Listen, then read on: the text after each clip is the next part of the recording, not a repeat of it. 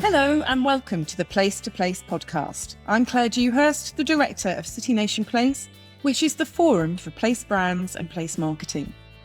The idea behind this podcast series is to create a chain of conversations between place branding leaders to give you the opportunity to listen in to honest conversations about their challenges, the solutions they're finding, and the opportunities they're exploring to ensure that their place brand strategies deliver real economic benefits. We're really thrilled that you've chosen to tune in, and I hope you enjoy the discussions. So welcome to this 11th episode. We're delighted to have back with us Lynn Lewis-Smith, the Chief Executive of BE Sydney. And we are going to curate a conversation between two of the greatest cities in the world, one of which, of course, I know very well, and one which I plan to visit next February. So that's really exciting on a personal front. But Lynn, I'm going to let you introduce your interviewee, and I'm delighted to hand over to you, and I look forward to listening to your conversation. Thanks, Claire. It's great to be back on the podcast, and this time as an interviewer. And when I get to ask the questions of a great destination and a leader in a destination, it's really exciting because I have chosen London and Partners, and today I'm interviewing Rose Wangen-Jones, who's the Managing Director, Marketing, Destination and Commercial at London and Partners, who is telling London's story brilliantly. And I believe that's the tagline that you use, Rose. Let's get straight into it. London's obviously, one of the world's great global cities. You attract around 20 million international visitors. That was pre-COVID. So we're going to unpack a little bit about what it means now. And I know you started prior to COVID, but have gone through that whole process, as we all have. I want to start with the model of London and Partners. I think it's quite unique as we refer to destination marketing organisations in that you're an integrated agency as such. So let's just start off with, who is London and Partners? What is your remit? Well, good evening, Liz, because I know we're different parts of the world. I'm delighted to be here. And yes, you're absolutely right. London and Partners is relatively unique, even though interestingly, I can see that other cities around the world are potentially starting to use a similar model, which I think is quite interesting to see. We have been an integrated agency for over 10 years. We actually had our 10-year anniversary last year. And you're right, it is this idea that ultimately it is all kind of a virtuous circle, if you will. So when we think about visitors and students that create the dynamic city that we are, they come, they visit, they love it. Then they go and establish businesses in their own countries. And when they think about expansion, they remember the fantastic experience they had in London and then are interested in talking to us about expanding in the city. So it was the recognition that they're potentially a story that was integrated and linked that brought all the different agencies together. And I'm delighted to say that actually 10 years on, or actually 11, I can say this year, it has been quite successful. I mean, we have raised over £2.5 billion for London's economy, created tens of thousands of jobs, etc. So yes, it was very different at the time and unique, but it seems to be working well. So the integrated model is the responsibility for the entire of London and Partners for foreign direct investment, trade, talent attraction. And then there's the visitor economy piece in terms of international visitors, business events and major events. How do you work as a team across all of that to get that integration? And what are the success stories, or one of the success stories from that?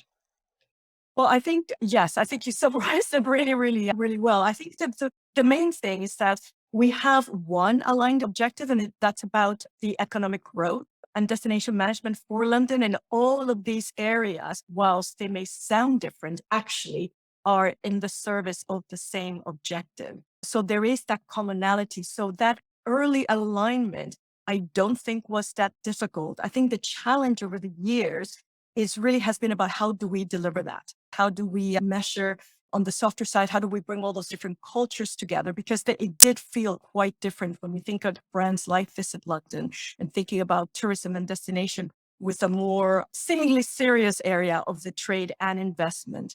But that alignment of objective has brought the organization together. And in terms of how we measure success, that's another area that has brought a commonality. We measure it very much from a gross value add, which is a particular measure that allows us then to benchmark ourselves with other organizations across the ecosystem of London. The other thing that we, I think, bring together is the focus. Another thing that has been a bit difficult to do. We can do lots of different things, but when we focus on particular sectors and particular audiences, and again, there are some commonalities across the different areas of the business, that has really helped, again, align us in making sure that we're working together. And there's a sense that, the skill sets for marketing, for example, which is the big area that I oversee, marketing and commercial, that we can take elements from both of those areas. If you think of destination and that business growth, both the trade and investment,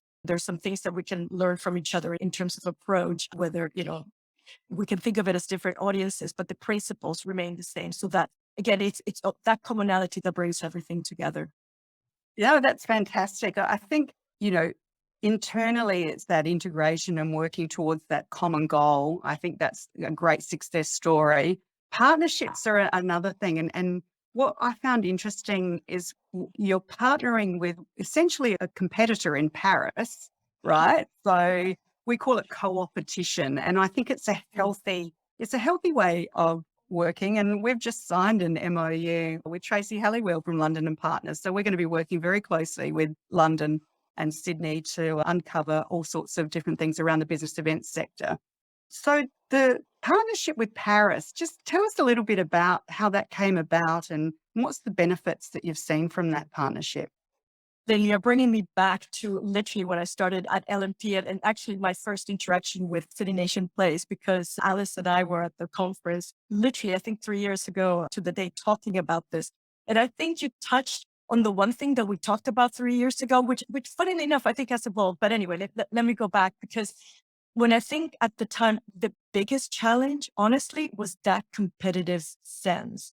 And whilst you can be very rational, this may sound weird, it may be very rational about saying I can see the benefits of working together, there is a natural competitiveness that we did have to overcome. So if there was one challenge at the beginning, it was that between the teams, which was quite interesting to navigate. And then very quickly that went away. But that was, I think, at the outset. To your point about now how Sydney and London are working together, I think that understanding that together we can be better and we can help each other. I think more and more different challenges have shown that's the right approach. But for that one in particular, again, what brought us together, once we kind of got over the competitiveness and understood what the opportunity was, it's this idea of the common objectives. What is it that we're trying to achieve? When we looked at that audience in the US, there was a commonality of objective in terms of what the value of that audience was for both cities, and that there was an insight that we can tap into, both in terms of the intent of that audience to travel to both London and Paris, and also their travel behavior, because not all audiences like to do things in a short period of time. And I think at the time, the US audiences very much felt that visiting two cities in a short period was something that was an attractive proposition for them. I think the job we needed to do was show them how they could do that and how easy it was to travel between the cities, so that arguably in one trip, they could actually see two fantastic cities and have two fantastic experiences. And that was the challenge, but that was the commonality that brought us together as two cities. But again, as you allude to, there were other partnerships there in terms of Eurostar and Marriott, other people that we brought together to kind of make a really clear narrative for our audience, something that was really easy to understand, navigate, and of course, to book. So it was a successful partnership that we're definitely very proud of. And we've been continue to be very close to Alice and team in Paris. Yeah, look, and I think it makes perfect sense. You're two amazing global cities, and who wouldn't want to visit both? So it makes absolute sense. And talking about the tourism portfolio, and obviously we've been through COVID, and I mentioned the 20 million international visitors you had pre-COVID. What's changed in terms of your tourism strategy and alignment right across London in terms of, the economic development strategy? That's a really good question. And what's interesting about COVID and all of the challenges and sadness, issues that brought, one thing that I would say that for us was, I guess, positive. The positive thing is the understanding from industry, government, everyone of the importance of the tourism sector to London. And whilst maybe there was some of that before, I'll be honest with you, I think there was a sense of, well, London is a fantastic city, which it is, but it can't just be complacent or certainly just let it take care of itself. I think that we have to work at it in a competitive environment. And importantly, I think COVID brought the acknowledgement of the actual economic contribution that the sector brought to the city and the people that it employed, because the type of people it employed are usually the underrepresented people. So it really, really hit London as a global city really hard. So it was really if it needed one, a wake up call to say, no, this sector and the health of this sector is really important because it is a fantastic economic driver for the city. So from that perspective, we took that positive aspect, worked together with the industry, which we had in the past, but not to this level. So that was, again, another positive thing is brought a collaborative spirit, again, amongst a competitive and fragmented sector, which I'm sure you have the same challenge. And because it can be quite a fragmented sector, but brought everybody together with this common goal of an objective to get London back on its feet, to bring back visitors, in our case, domestic, which is something that we hadn't necessarily focused on originally before we could move into international. Coming out of that, now that we're starting to see the recovery, which is still underway, to be fair, but we're starting to see the next thing. What we're doing is harnessing that sense of collaboration and that understanding of the economic benefit that the sector brings to start then writing the next chapter. We are in the process of launching our London 2030 tourism vision, which I'm very, very excited about. And it's about positioning London as the best experience, both for visitors, but also for Londoners. What do we want the city to be? How do we want the sector to contribute? And how can we bring everybody together to bring that growth, shape that growth in a way that is beneficial to the city and the communities that we serve? So that's kind of how we're taking what was a very challenging experience and turning it into a positive, and then hopefully looking into the future. I'd just like to interrupt this chat for a minute. There's so much to take in and learn from the conversation that we might well welcome a quick break. We're currently planning and building the agenda for the flagship City Nation Place Global Conference. And if you're enjoying listening to the thought leaders in this specialised world of place brands and place marketing, then I'm confident you'll want to be there. We'll be in London over the 9th and 10th of November, and you can find out more at citynationplace.com. I hope to see you there. I'm really keen to understand as a marketer, I'll preface this with, we've done a decade's worth of research with the University of Technology, Sydney, and we know that 58% of international delegates that come to Sydney want to come live, work or study in Sydney, and 4% had applied. So we then can use that data to hone in on our marketing to work out, well, what skills do we want? So what events do we procure or acquire that will bring those skills and hopefully convince somebody to come and live, work and study in Sydney? I'm wondering, have you had any specific marketing targeting specific talent that you want to come to London, given that there's such a tight talent market right around the world at the moment? Yes, it is very much so. And I think one of the things that we pride ourselves in London is the diversity, not just of the offer, but of the people that we attract. I think one of the things that I think I touched on earlier is that the focus on the sectors that we work with, and one of them is the creative sector. So one of the things that we are looking from a major events point of view and the type of events that we attract is a focus on esports. It's one of the things that we are looking at and trying to develop in the right way for London. So that's part of the attraction. Obviously we have, major sports and other things that, again, shine the light into London, aside from some of the other things around Royal, etc., and some of the activities and events that are happening both this year with the Jubilee, and obviously the passing of the Queen, and next year with the coronation. So that we do have kind of key events that highlight and bring London to the fore. I've just mentioned a plethora of things from esports to other sports like cycling or even NFL for some of our markets all the way to the Royal. And that's what we try to do. We try to showcase London to attract different interests into the city. Yeah, I think the major event side of London, I don't know any city in the world that does it any better. I mean, the pomp and ceremony, it seems from the outside looking in, it is really seamless. Like everything is just done so brilliantly.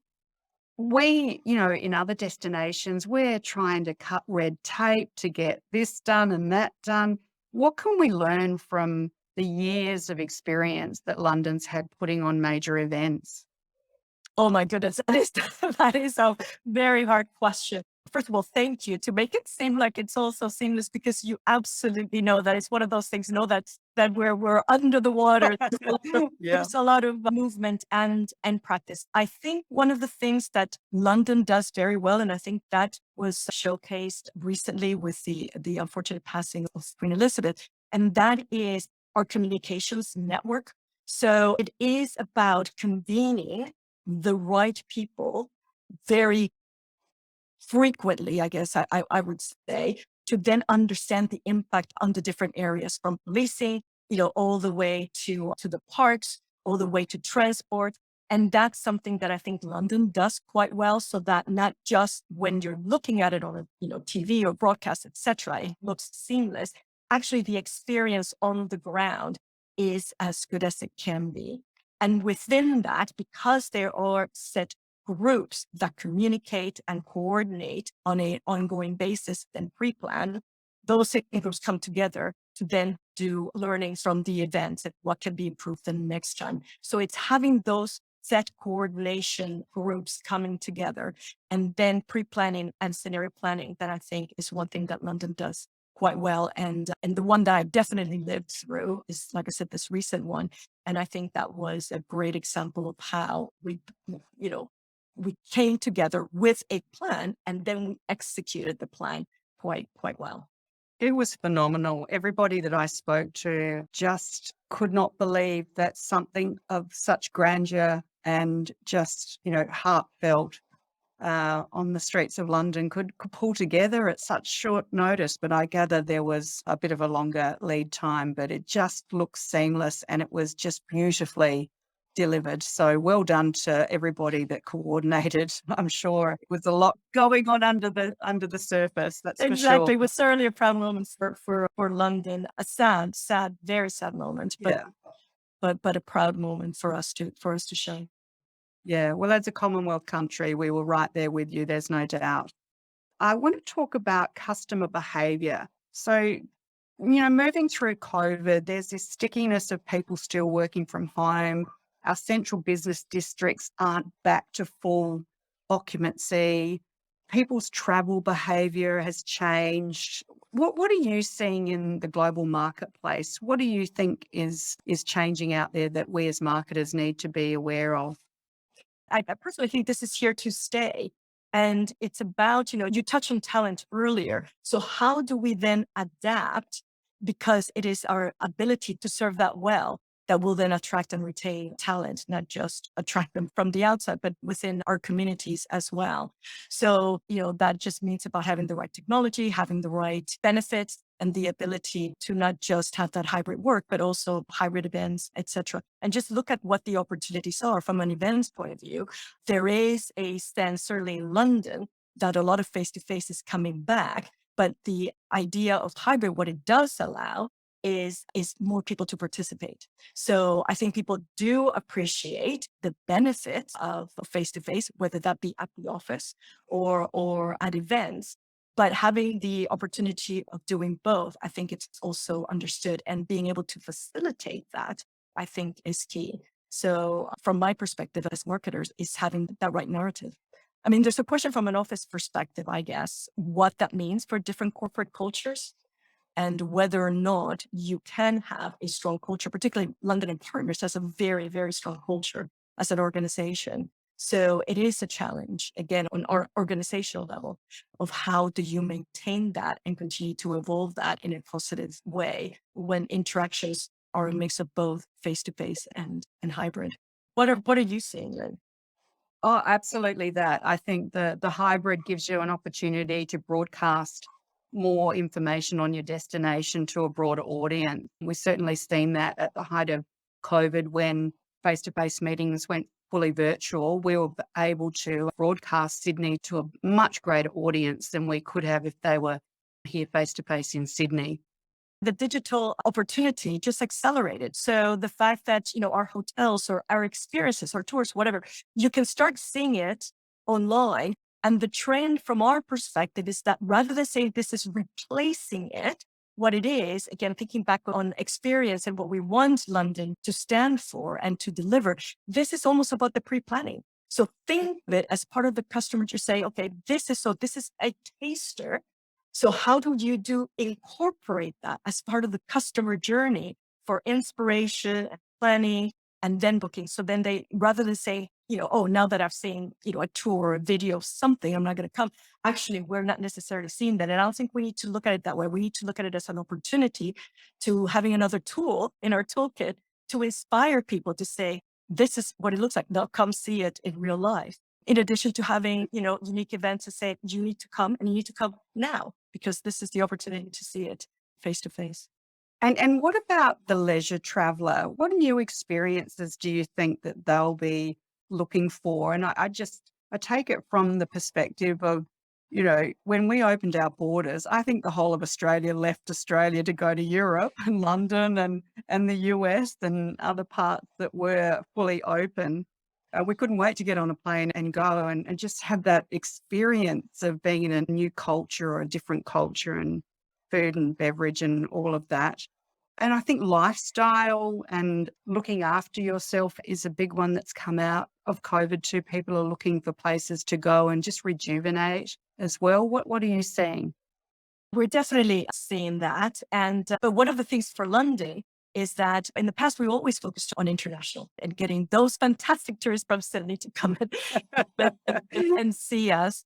But we've now have a renewed focus on including domestic as part of that. So we need to make our city attractive to domestic visitors where we think about the resilience of the sector within the city. And I think because London has so much on offer, it depends on what levers and what different narratives we can pull to attract those different audiences. But of course, the British public definitely travels outside. Europe is a big destination for Londoners. That's another potential opportunity to collaborate with other cities as other cities are working to their citizens coming to London can have that potential collaboration. So there are potential opportunities there as well that we can uncover. But if anything, it's just a reminder of us as marketers that we need to make sure that our destination makes sense for people as they think about a cost of living, as they think about sustainability. To your point about well-being, there are different experiences that you can showcase.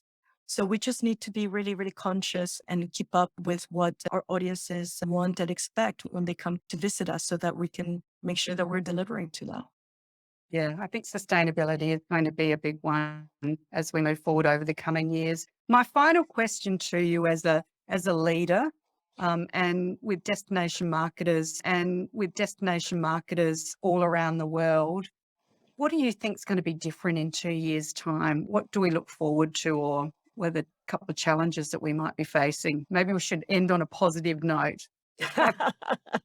Well, I do believe, definitely on a positive note that people will want to continue to travel. I think, yes, to your point, after COVID, there was definitely a lot of pent up demand without a doubt. But I think the interest of having experiences and being surrounded by different cultures and different ways of being will continue to be there. So from that perspective, I think that the challenge for a lot of our great cities is how we manage that growth, how we work together for that to be beneficial to the people that live in the city and everybody benefits from that.